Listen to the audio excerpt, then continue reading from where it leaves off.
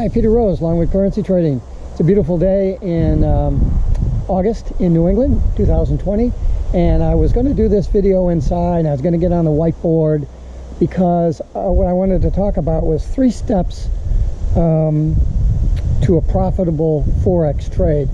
I thought I'd do this on the whiteboard, put the 3 steps up there and be academic about it, but hell with that. It's such a nice day. Wow. It's supposed to rain a little bit later, so that'll be nice though, because it's been really hot. So I thought I'd come outside and do the video out here. I'm also trying on my new ISO setting for my GoPro here, and I like the GoPro. It's a great little camera. It's light, and so I had it, as I mentioned in my last video, at 1600. So it's kind of washing me out a little bit. So I've turned it down to 4. And that was a little too dark, and so I'm 800 ISO right now. So we'll see how this goes, and if it doesn't go too good, well, that's okay. I'm not a filmmaker, I'm a currency trader, so we'll just have to deal with it. So the purpose of the video today is to discuss 3 simple steps to identifying a profitable currency trade.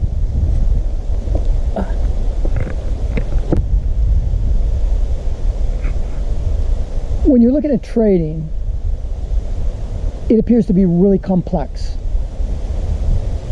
And I guess it is. But all complex things are made up of a whole bunch of simple things. So what happens, and the reason that people don't do the simple things, is because they think, well, that's so obvious, I know that. That's too simple. And yet, it's the simple things that are the glue that holds all the complexity together. I learned this after spending 33 years as a software developer doing complex business applications. I was responsible for the analysis and the design and ultimate programming of these applications that run across the internet. And they are very complex. And to program them requires you to be able to take this complexity all apart in a whole bunch of pieces, find out what are the nodes. We call them nodes, the nodes of information, the focus of the problem, and to take that as the task to do. Well, in programming, we might call it a phase of the program development. So you do phase 1 first, and then you go to phase 2, and then you figure out how to hook phase 1 onto phase 2. You don't try to do that together, because that creates what they call highly coupled code. And so if you change something in the second thing, it changes something again in the first thing, which is unwanted behavior, because you don't know what's happening when you make those changes. And it's exactly parallel issue and problem in currency trading. If you put all this information that's out there together into one big long noodle of spaghetti, there's no differentiation of the problem to be solved. What are you trying to do? And then how do you develop a set of rules for everything? It's like driving your car, learning to drive a car. If you're trying to learn how to drive a car, do you start out teaching them the rules of the road and what happens if you get a flat tire? No, you just, what's the simple stuff? Put the gas in here, and this is where you turn the car on. That's the first thing, getting the car started. Okay, pulling the car out of the driveway, putting it in gear, and going forward. That's the second step. And then you move on to 3rd, 4th, 5th, so you increase the knowledge and the process by basing it on the stuff that came before. So these 3 steps are nothing new. So if you're looking for something new, go watch an old episode of Bonanza or something. And if you don't know what that is, you're probably, I don't know. Go watch a movie or something. I don't know what else to tell you, because they are stupid simple. And here they are. Learn how to spot an opportunity to enter a trade. Oh, Jesus. The second one is to get out of a bad trade immediately. And the third one is to have a rule as to when to exit a profitable trade. Now, that's really just stupid or what? But aren't those three things kind of the cornerstones of what you need to do in a trade? First of all, you got to figure out if the trade is worth taking. Second, if it goes bad against you, how do you get out? When do you get out? And thirdly, if the thing is going correctly and it's profitable, how do you get out? When do you get out? So it's so stupid. It's so simple. When I have a private student as a mentor, these are the three things that we talk about, and we can spend literally days, or I've spent hundreds of pages of notes discussing each one of these things. And so if you tried to take all that stuff and read it in a book in one setting or something, it would gloss over. You wouldn't see the high points. You'd just see all the shit that was there supporting the high points. It's long been my premise that currency trading is simple. That doesn't make it easy, because you have all the emotional problems that are involved in currency trading, but the process of trading is relatively simple. The price is either going to go up or it's going to go down. Pick one, and then get on that and ride it until it isn't possible to ride it anymore, or get out of it if it goes against you. That's what the three rules are, right? That I'm trying to talk about. So it's all the clutter that's added into the easy stuff that we tend to try to study because we think it should be difficult. And it's not difficult. And these three things, and I've written a blog post about this where I go through this stuff in a lot more detail than I'm going to in this video. So there'll be a link to this in the description to my blog post at longwoodcurrencytrading.com. And it's going to be titled the same, 3 Steps to a Profitable Forex Trade. But even there in the discussion, an enormous amount of time is spent on learning how to spot the opportunity to enter a trade. And I don't talk about how to do that. This isn't a how-to thing, or I'm going to teach you how to enter a trade. That's stupid. Why do you enter the trade? Well, you're probably at the other end of this video saying, what the fuck do I care about why I enter a trade? I enter a trade to make money. No, you better stay with me here. In any event, I spend, I don't know, half of the words that I have in my blog post. That's 2,500 or 3,000 word post. Probably half of those are on that first element. Learn how to spot an opportunity to enter a trade. And again, it's why you're doing it, not how you're doing it, but why. And you think, well, what has he got to say about it? Give me a chance here. I'm just trying to lay the groundwork for this video for you. Because the solutions to the next two issues, when do you get out of a trade that's going against you, and when do you get out of a trade that's profitable? The answers to those two things are found in the first step. So if you get the first step right, if you understand that first step, then the rest of it just falls together for you. You don't have to do any work. I mean, people talk about how hard trading is and how stressed they are, and oh my God, I just can't believe it. First of all, it's only money. It's not your health. And you can always make more money. If you've got enough money to trade currencies, believe me, you've got enough money to reload your account. So don't be afraid of that. Don't be afraid of loss. And losing's part of the game. Mitigating the risk of loss, however, has to be addressed in when you enter a trade. And it gets even more in depth when you talk about exactly how to do that. I can't do that in a video. I'd need a series of those. Even that wouldn't be satisfying. You know, when I work with somebody elbow to elbow, I think it becomes clear because a lot of that stuff becomes experience and intuition and probabilistic analysis. You can do all the math that you want. Look, I got a degree in physics, and I'm pretty well steeped in mathematics. But you can't describe this stuff mathematically or through statistics and probability, because you think you have to memorize all the probability, and you don't. The probabilities fall out. What's the probability of me driving my car and get in an accident and not wearing a seatbelt? What's the probability of that, whether I wear the seatbelt or I don't wear the seatbelt? You don't do that by getting into 4 accidents and determining the probability of how much you're going to get hurt by not wearing the seatbelt. You just kind of sort of, through the process of driving and reading about other people's issues and stuff, you go, yeah, I'm going to probably wear a seatbelt. But you don't have to study that. There's nothing that you need to learn about that. That's just your experience. So that first step, learn how to spot an opportunity to enter a trade, is critical. And then we're going to talk about get out of a bad trade immediately. When do you do that? And then you have to have a rule as to when you exit a profitable trade. I got my notes here, so that's what I'm flopping this camera around about, because I didn't want to come out here and stutter, which I do anyway, because I don't really plan these videos. I just enjoy talking about it, and I just wanted to stay on course here. It isn't that I don't know what I'm talking about. I just want to stay on track here. Trade entry.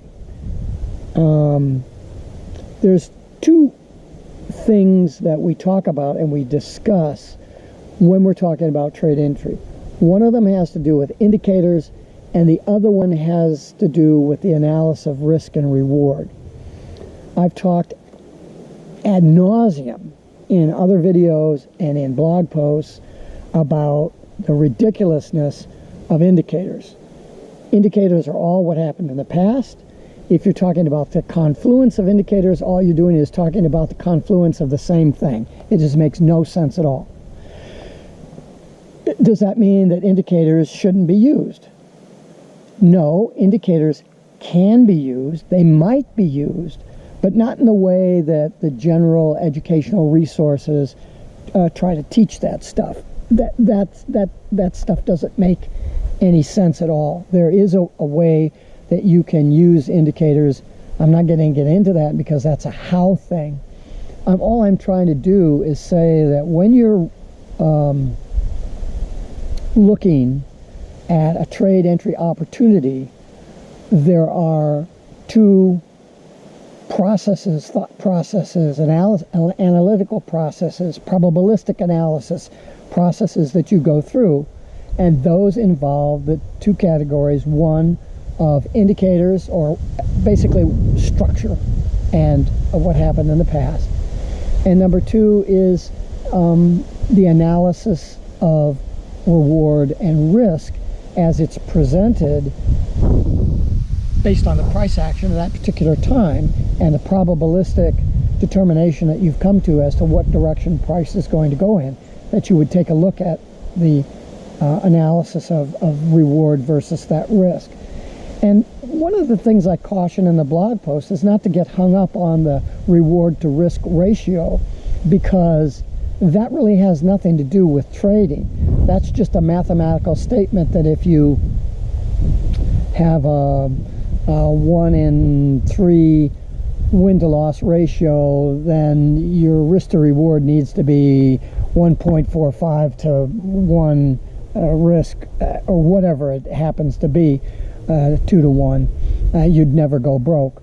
Well, that's really focusing on the loss instead of mitigating the loss and forgetting about it, and then talking about how you're going to get that profit target.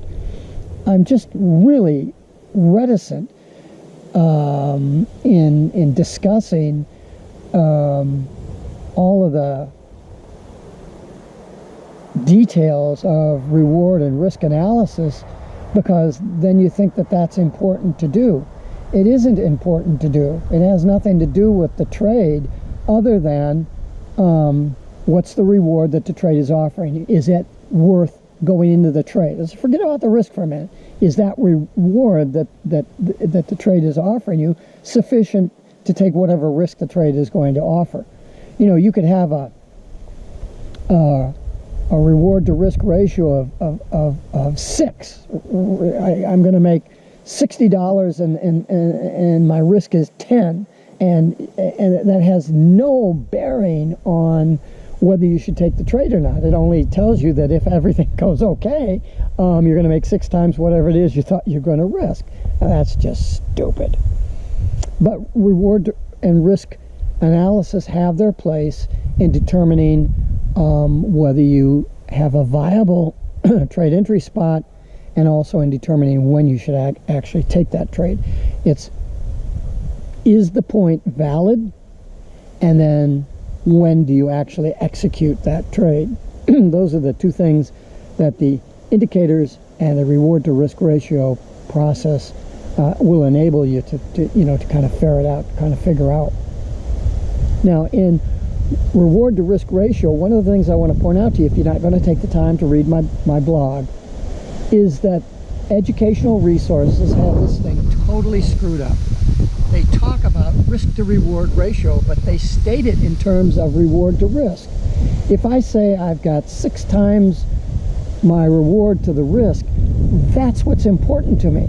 If I say I have 2 times the risk in my reward, that's what I want to know. I've got double the reward from the risk that I'm taking. I don't want to say I have 0.5 risk.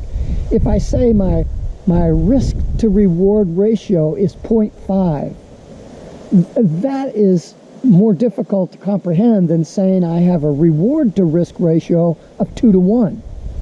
It's just stupid. So not only do they have that screwed up, but they say we're talking about the risk to reward ratio, and they state it as a reward to risk process. That just shows you ignorance. And if somebody that you're reading, or somebody who's talking in a video, speaks that way or presents that stuff that way, they're an idiot, and you shouldn't have anything to do with them, because they're making the trading more difficult for you. It's not difficult for them because they're not actually using the stuff the way they're trying to teach it, because they don't know how to teach it. So they go into these stupid 2 to 1 risk ratio, reward to risk ratio, and that's what you have to have, because they don't know how else to express what they're doing instinctively or intuitively. As Curtis Faith, one of the original traders, wrote this book on trading on your gut feeling. It's a little different than the intuitive part, but the gut comes from the intuition. I mean, it's all part of trading. To be a good trader, you have to have that intuitiveness, you have to have that gut feeling. The intuitiveness comes from experience, not from mathematical statements, because those are static statements. Trading is a very fluid process. So anyway, in trade entry, the two things that you're going to consider in your trade entry is your indicators, how you balance those, and the reward and risk analysis that you do. And when do you exit a bad trade? When does that happen? Well, listen, that's actually implicit in the trade entry risk analysis. If you do your trade risk analysis correctly, then that will tell you when you should exit your bad trade. I make it very simple. I'm a short-term trader, and I'm trading on a currency pair that has a 90 to 120 pip daily range. And so an 8 pip negative movement against me, I'm out. Because my profit target is 25 or 30 pips, but I'm really shooting just to scrape the middle third of that off. So I'm looking at maybe 13 pips of that movement if I can get them, but I'm happy with 5. But if the thing goes immediately against me, 8 pips and I'm out. And I don't do it by dollars, I do it by pips. I've got videos about that and why I trade 8 pips on a pip basis. But that's implicit in how my trade entry analysis is done. That may very well be different for you if, not only, even if you're a short-term trader, that trade entry analysis may very well be different for you.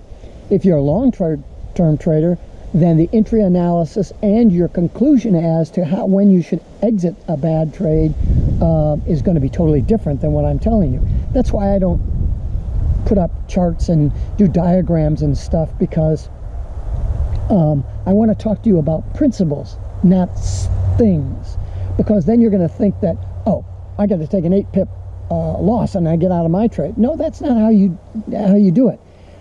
I get out of my trade at 8 pips because this is the way that I trade. Now take the way that you trade and figure out what exit pip value that should be.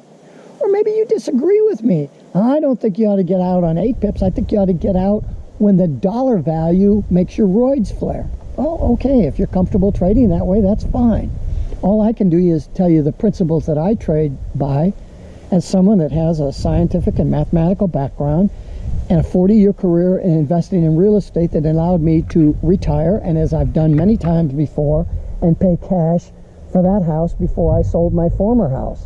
So I think I know a little bit about investing and reward and risk. So I'm not saying that you should trade the way that I do.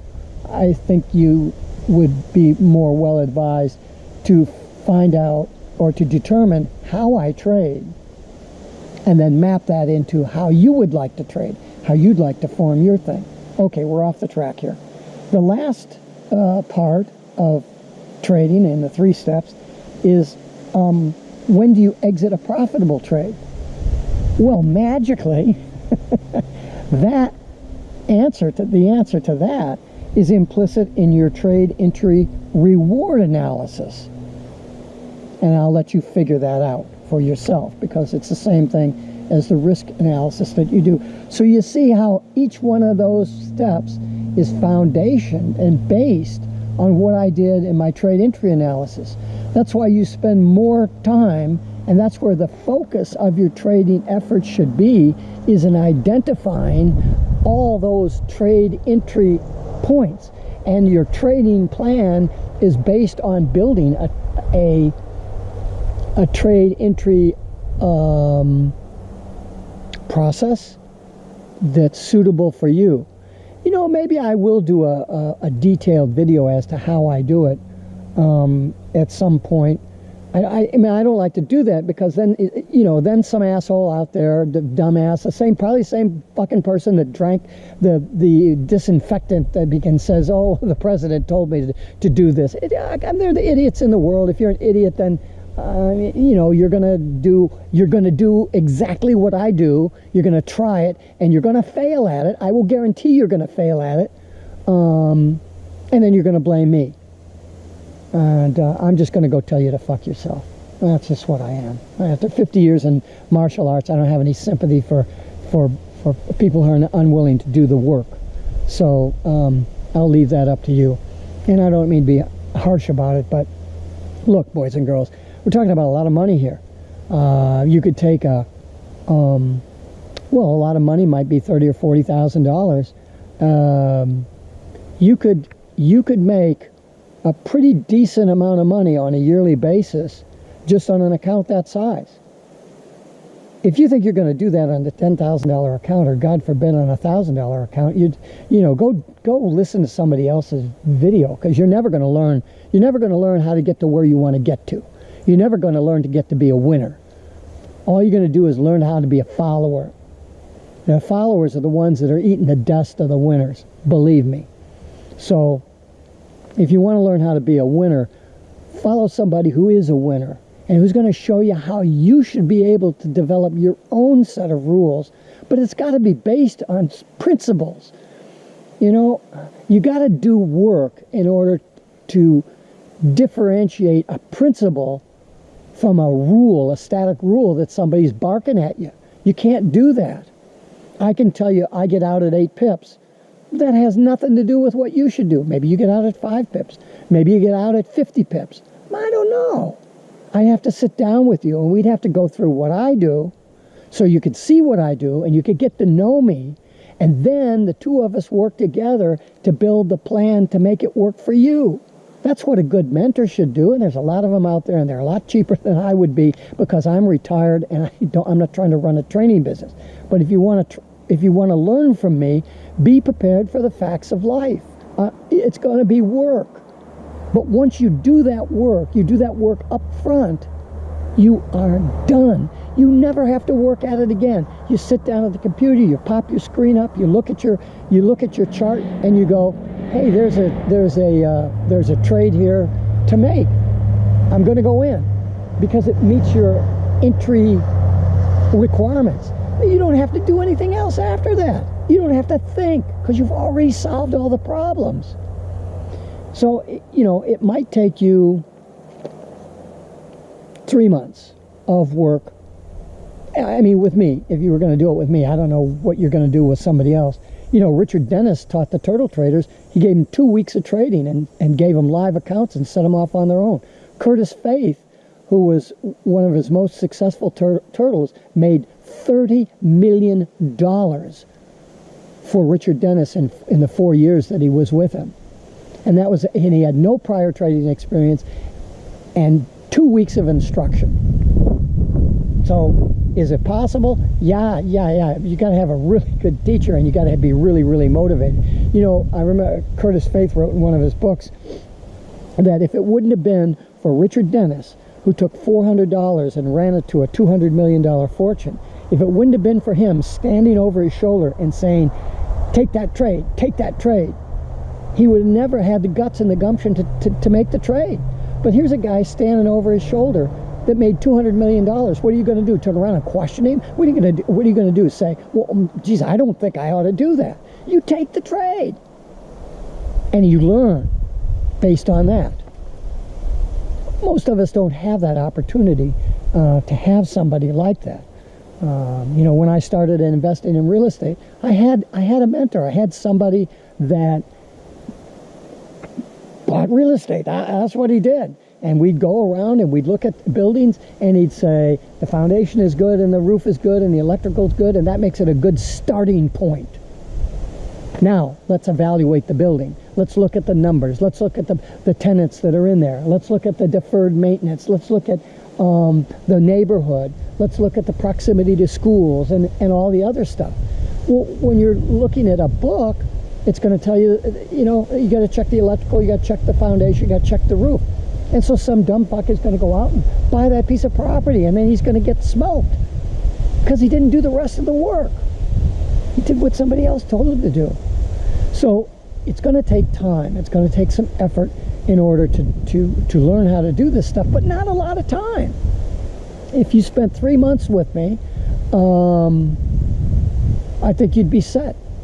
And you'd be able to take that and develop your own skills and stuff from there, and be able to work your way through it and be really successful, and never have to work at your trading again. I don't want to have to work. I'm retired. I don't want to work. I put all my work in. I discovered currency trading in 2007 and did a bunch of analysis. Look, I'm a physicist, and I did computer programmer. I did years and years of simulation stuff. Because I didn't intend to trade. I never was going to trade. I was just doing I loved doing the analysis and the computer programming that went with it. And finally I thought, well, maybe I ought to try this. So in 2012, I opened a live account, a mini account, and man, I just flushed it. I just lost that immediately. And I'd say, well, you know, let me try this again. So I refunded that account, and I lost that. Went to the wood with that again. Well, this isn't right. And I went back to doing all this studying and watching videos and reading books and writing even more simulation code. And then, like I said, 2017 or 18, something like that, I funded a large account because I had been trading in a large simulated account, just the way all the best practices people were saying. Open a simulated account. Nobody ever said, you know, they give you $50,000 of trading money, you know, learn how to trade. It didn't work. So I had to back out of all this after losing that money, and you know, it took me till 2019 or so to finish losing it all, to really step back from it and say, I've made this thing complicated. Why would I do that? This isn't complicated. And that's where these 3 principles came from. And I had to shake myself and say, well, I read that stuff back in 2007, but it was buried in all this stuff, and I didn't realize. I thought it would be complicated like real estate investing was. And so I tried to solve it like a complicated problem. And I finally woke up and said, well, it's not a complicated problem. It's complicated, but it's not a complicated problem. There's 3 steps. There's 3 things you got to know how to do. Now, there's a lot of things you have to know in order to fulfill those 3 things.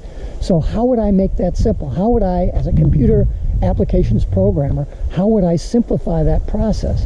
And that's where I came up with this stuff. And so I make a good percentage return on my my money when I'm actually doing the trading the right way. Well, you know, I've blabbered on here. I can see from my GoPro it's gone 30 minutes. That's entirely too long. I'd like to keep these at 15 minutes, but I just have so much fun chatting away, and you get so bored, and so that's just the way life is. Peter Rose, Longwood Currency Trading. Have a great day, and have a great trading day.